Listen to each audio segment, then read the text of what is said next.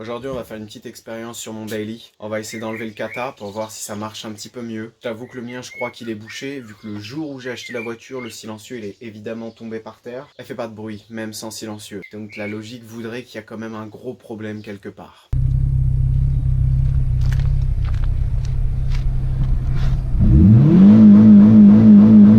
Golf 3 GTI 8 soupapes. Acheté 400 balles parce que le toit ouvrant y fuyait, il n'y avait plus d'intérieur et elle avait pas roulé depuis 5 ou 6 ans, je sais plus. J'avais fait grave de la merde, j'avais mis une plaque avec des rivets sans pattes, sans rien, ça fuyait encore plus, laisse tomber.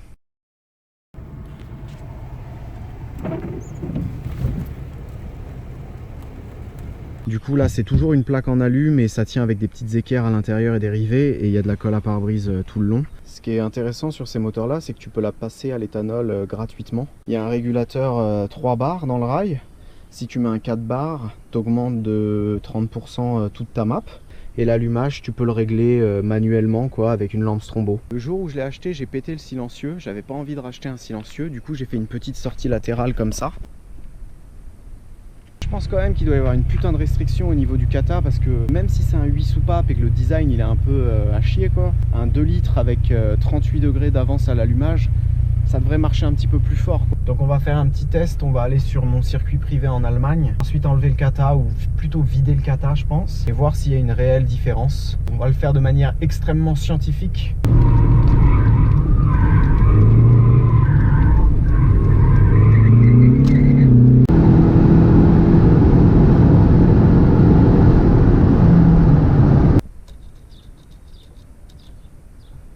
Degrés, des conditions de travail auxquelles on est plus ou moins habitué maintenant.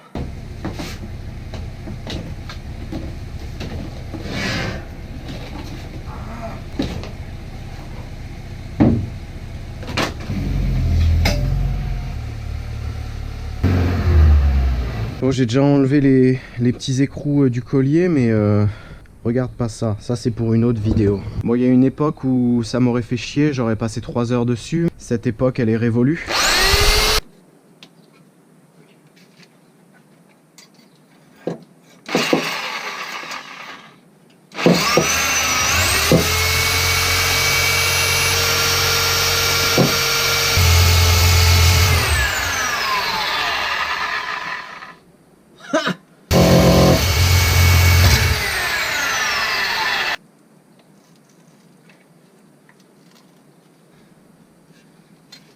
C'est à quoi ça? Merde.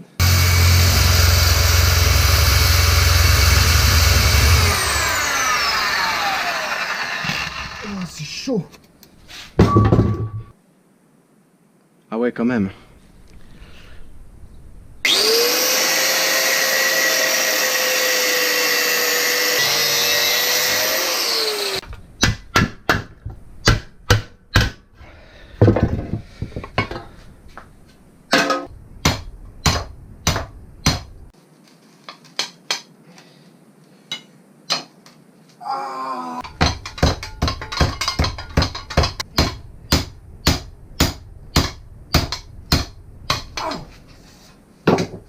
Mais ça fait 2 fois là, putain.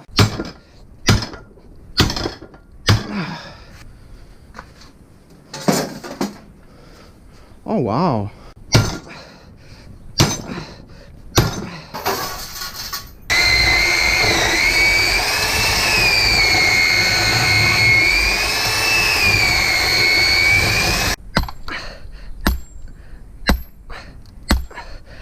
Ah mais l'hernie discale là. Ah il vient enculé.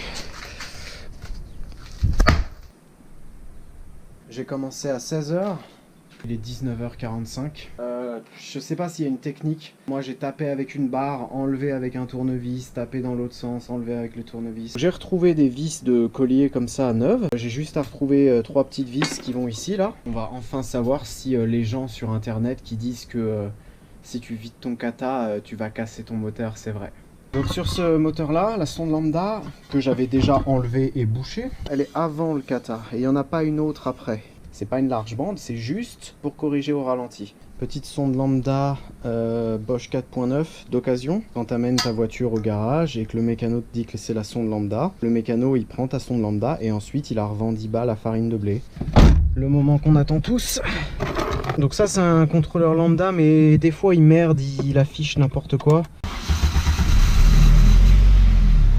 Bon, ça va.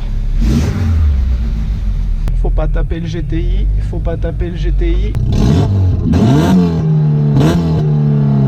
Ça fait un petit peu plus de bruit à haut régime, mais au ralenti, c'est pas la même sonorité, c'est pas le même ton, mais franchement ça change vraiment pas grand chose. Ça donne un petit clac clac clac sympa au cul, quoi.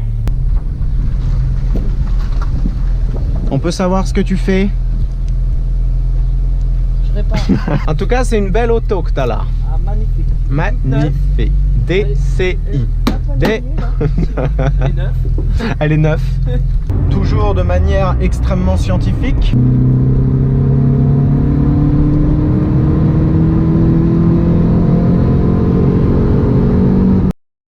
16 secondes 28, c'est 2 secondes de moins et c'est surtout entre 10 et 15% d'amélioration.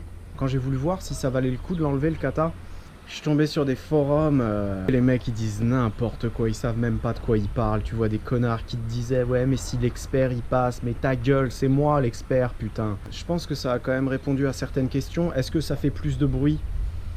Pas au ralenti. Est-ce que ça vaut le coup? Ça c'est toi qui vois. Comment on le vide? Bah tu galères 5 heures. Ça marche à bas régime comme un 16. Jusqu'à 5000, t'as l'impression de conduire un 16. Après ça s'étouffe un peu parce que bah c'est un 8 soupapes. Hein. Un immense merci à tous les nouveaux abonnés, tous les j'aime, les commentaires, etc. Je réponds à tous les commentaires. Tu peux aussi m'envoyer un Gmail. Il y a l'adresse dans la description de la chaîne. Il me faut 1000 abonnés pour commencer à pouvoir vous partager des stories. J'aimerais bien le faire, notamment sur le GTI 16. En tout cas, merci d'avoir regardé. J'espère que ça vous a plu. Et on se revoit très vite pour la suite de la Golf 2 GTI 16.